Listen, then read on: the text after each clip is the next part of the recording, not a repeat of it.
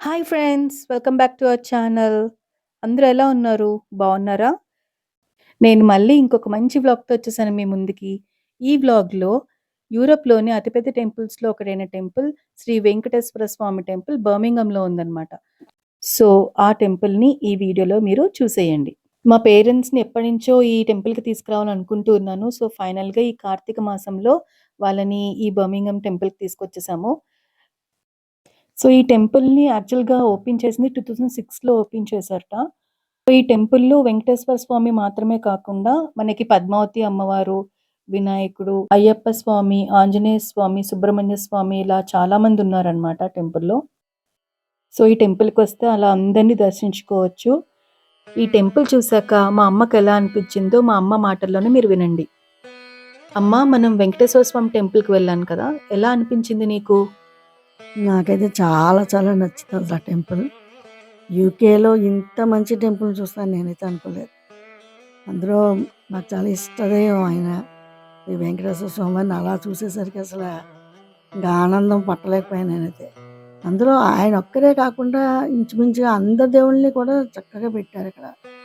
శివపార్వతులున్నారు, దుర్గాదేవి అమ్మవారున్నారు, వాసవి కన్యకా పరమేశ్వరి అమ్మవారు కూడా ఉన్నారు, అయ్యప్ప స్వామివారు ఉన్నారు, ఆంజనేయ స్వామి, విఘ్నేశ్వర స్వామి అందరూ ఒకే టెంపుల్‌లో ఇంతమందిని పెట్టి నిజంగా అంతమందిని ఒకేసారి దర్శనం చేసుకోవడం చాలా ఆనందంగా అనిపించింది నాకు. ఆ టెంపుల్ కూడా మంచి ప్రశాంతమైన వాతావరణంలో చాలా విశాలమైన ప్లేస్ అది. అసలు చూస్తుంటే మనసు ఎంతో ఆనందంగా అనిపించింది అసలు. చాలా బాగుంది. అందరూ తప్పకుండా చూడాల్సిన టెంపుల్ అది. నేనైతే చాలా చాలా చాలా ఆనందంగా ఫీల్ అయ్యాను. సో, అదండి.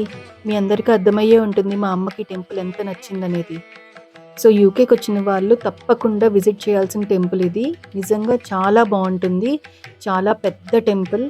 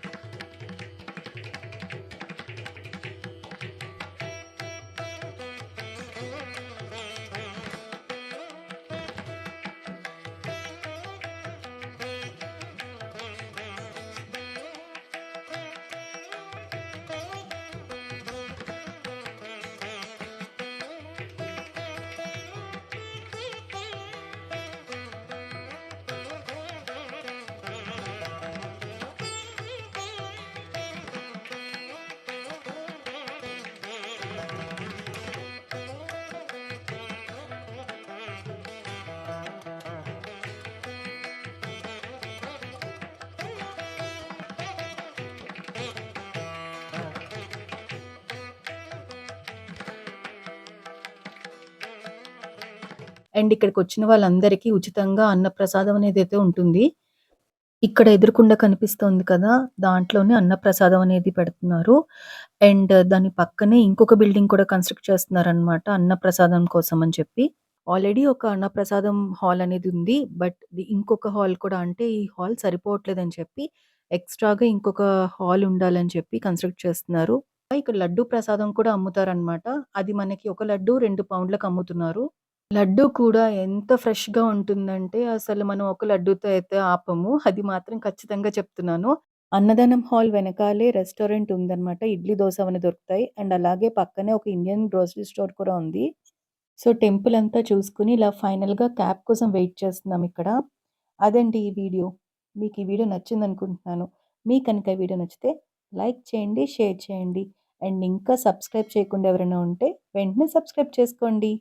Bye bye.